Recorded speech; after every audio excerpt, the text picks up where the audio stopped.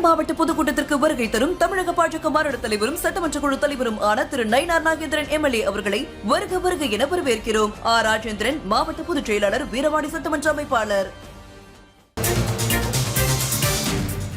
செவிலியர்களை பணி நிரந்தரம் செய்வது தொடர்பான பேச்சுவார்த்தையில் மிரட்டும் விதமாக அமைச்சர் பேசுகிறார். அண்மை செய்தி. செவிலியர்களை பணி நிரந்தரம் செய்வது தொடர்பான பேச்சுவார்த்தையில் மிரட்டும் விதமாக அமைச்சர் பேசுகிறார்.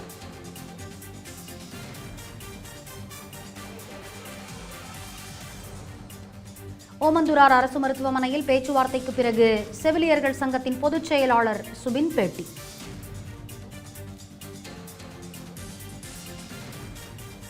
விவரங்களை வழங்குவதற்காக இணைந்திருக்கிறார் செய்தியாளர் நாகராஜன். நாகராஜன், நீங்க விவரங்களை வழங்கலாம். வணக்கம் ரம்யா. தமிழ்நாடு செவிலியர்கள் மேம்பாட்டு சங்கம் சார்பில் திமுக அரசினுடைய தேர்தல் வாக்குறுதியில குறிப்பிட்டது போல அனைத்து தொகுப்பூதிய செவிலியர்களையும் நிரந்தரம் செய்யணும் அப்படின்னும், கொரோனா காலகட்டத்தில் பணி செய்து பணி நீக்கம் செய்யப்பட்ட அனைத்து செவிலியர்களுக்கும் மீண்டும் பணி வழங்க வேண்டும் உள்ளிட்ட பல்வேறு கோரிக்கைகளை வலியுறுத்தி ஒவ்வொரு மாவட்டங்களிலும் போராட்டங்கள் நடைபெற்று வருது. நேற்றைய தினம் பாக்குறப்ப சென்னை சிவானந்தா சாலையில் உண்ணாவிரத போராட்டத்துல 100க்கும் மேற்பட்ட செவிலியர்கள் ஈடுபட்டிருந்தாங்க. அவங்க போராட்டத்துல மருத்துவத்துறை செயலர் நிர்வாகிகளோட பேச்சுவார்த்தையில் ஈடுபட்டதுல திருப்தி இல்லாத காரணத்தால அந்த போராட்டத்தை தொடர்ந்து அவங்க மேற்கொண்டு இருந்தாங்க. அதை தொடர்ந்துதான் அந்த போராட்டத்தில் ஈடுபட்ட செவிலியர்களை காவல்துறையினருக்காக தயாரித்து கிளாம்பாக்கம் பேருந்து நிலையத்துக்கு கொண்டு சென்றிருந்தாங்க.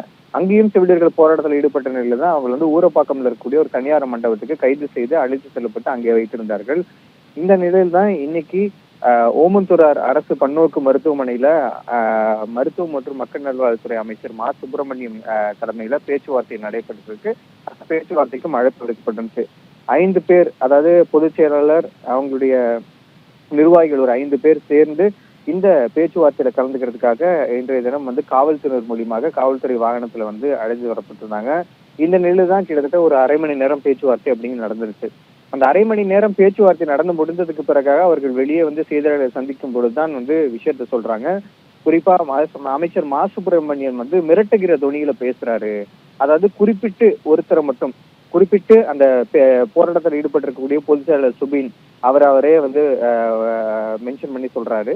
அப்ப அந்த சுபின் அவரை உங்களுடைய வேலையில நீங்க எந்த மாதிரியான குறைகள் செஞ்சுட்டு இருக்கீங்கன்றது எனக்கு தெரியும்ன்ற மாதிரி குறிப்பிட்டு பேசுவதாகவும் குறிப்பிட்டு மிரட்டுவதாகவும் குறிப்பிட்டிருக்கிறாங்க. அது மட்டும் இல்லாம 8 வருஷ காலமா அவர் எந்த ஒரு குறையும் கண்டுபிடிக்கப்படாமல் வேலை செஞ்சுட்டு இருக்கிறதாகவும், ஆனா அமைச்சர் இப்படி சொல்றது இப்படி பேசுறது அப்படிங்கிறது எங்களுக்கு ஏற்பட்டதா இல்லை. அதே மாதிரி அனைவரையுமே மிரட்டக்கூடிய தொனியில பேசுறது எங்களுக்கு சுத்தமா அக்செப்ட் பண்ணிக்க முடியாது அப்படிங்கிற விஷயத்த அவங்க சொல்றாங்க. தொடர்ந்து அவங்களுடைய அடுத்த கட்டம் என்ன அப்படின்னு சொல்லி கேட்கும் பொழுது 4-5 பேர் மட்டுமே பேசி முடிவெடுக்க முடியாது, எங்களுடைய சங்கத்தோட சேர்ந்து பேசி முடிவெடுத்து இந்த விஷயத்துல தீர்வு காணக்கூடிய விதத்துல அடுத்த கட்டத்துல எங்களுடைய போராட்டம் தொடருமா இல்லையான்றது அறிவிப்ப இன்று மாலை வெளியிடுவோம் அப்படின்றாங்க. இப்ப அமைச்சர் மிரட்டுகிற துணியில பேசுறாரு. குறிப்பிட்டு ஒவ்வொரு நபரையுமே அவர் வேலையில இருக்கக்கூடிய குறை சொல்லி பேசக்கூடிய விஷயம் அப்படின்ற ஒரு மென்ஷன் பண்ணி அவர் செய்தியாளர்களிடம் பேசிய விஷயம் அப்படிங்கிறது பரபரப்பான ஒரு விஷயமா பார்க்கப்படுது.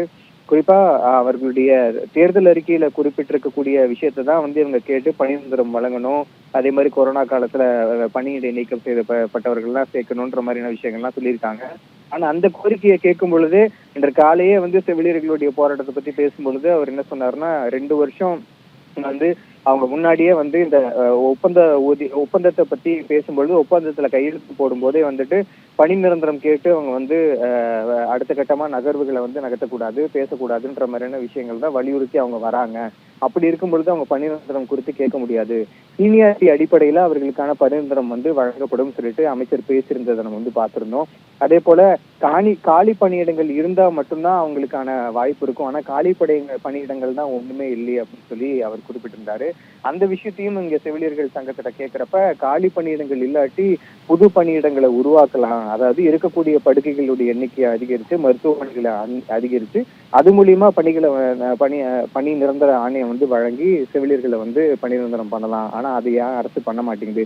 அதை கேட்க போகும்போது எங்களை மிரட்டக்கூடிய தொனியில பேசுறது அப்படிங்கிறது ஏற்புடையதா இல்லை. அதனால எங்களுடைய போராட்டத்தை பற்றின முடிவு அப்படிங்கிறது இன்று மாலை அல்லது இன்னும் சற்று நேரத்துல கூட அடுத்த கட்டத்துக்கு என்ன பண்ண போறோம் அப்படிங்கறத அறிவிப்பு வரும் அப்படின்னு சொல்லிட்டு அவங்க பேசியிருக்காங்க. ரம்யா, விவரங்களை வழங்கியமைக்கு நன்றி நாகராஜன்.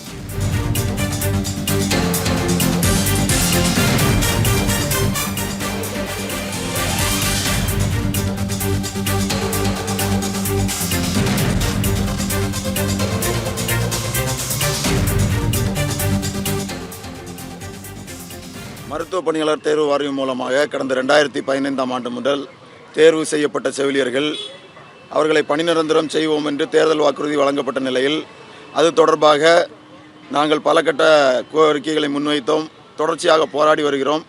அதன் அடிப்படையில் நேற்று தினத்திலிருந்து நாங்கள் ஒரு உண்ணாவிரத போராட்டத்தை நடத்தினோம். உண்ணாவிரத போராட்டத்தை நடத்திய போது அந்த போராட்டத்தை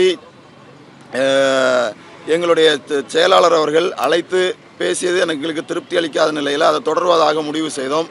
அதன் அடிப்படையில் எங்களை கைது செய்து கிளாம்பாக்கம் பேருந்து நிலையத்தில் கொண்டு விட்டார்கள். அதனைத் தொடர்ந்து அங்கு எங்களுடைய போராட்டத்தை தொடர்ந்தோம்.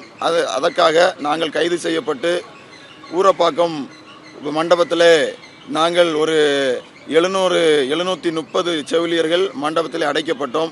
தற்போது பேச்சுவார்த்தைக்காக அழைக்கப்பட்டு அமைச்சர் அவர்களிடத்தில் பேசிவிட்டு வந்திருக்கிறோம்.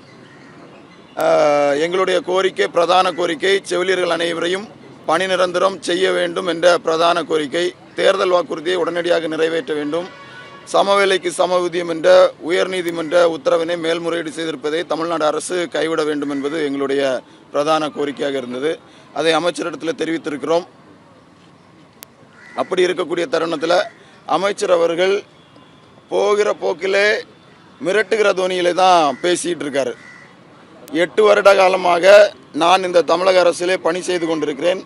நானும் இதே போல MRB என்ற போட்டித் தேர்வின் மூலமாக நான் இந்த பணியிலே அமர்ந்து ஒழுக்கமாக பணி செய்து அதன் மூலமாக எனக்கு கிடைக்க வேண்டிய பணி நிரந்தரம் என்பது கிடைத்து நான் பணி நிரந்தரம் பெற்று இதே மருத்துவமனையில் பணி செய்து வருகிறேன்.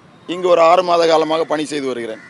8 வருட காலங்களாக என் மீது எந்த குறையும் கண்டுபிடிக்க முடியாமல் இருந்த அரசு நிர்வாகம் தற்போது இன்று என் மீது குறை கண்டுபிடித்திருப்பதாக அவர் பேசுகிறார். அது எங்களுக்கு வேடிக்கையாக இருக்கிறது.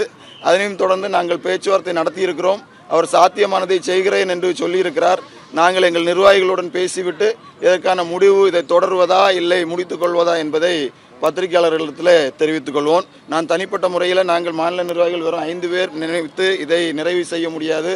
எங்களுடைய மாநில நிர்வாகிகளுடன் பேசிவிட்டு மாநில செயற்குழுவுடன் முடிவு செய்துவிட்டு கண்டிப்பாக அதனுடைய முடிவை நாங்கள் அறிவிப்போம் என்பதை இந்த இடத்துல தெரிவித்துக் கொள்கிறேன்.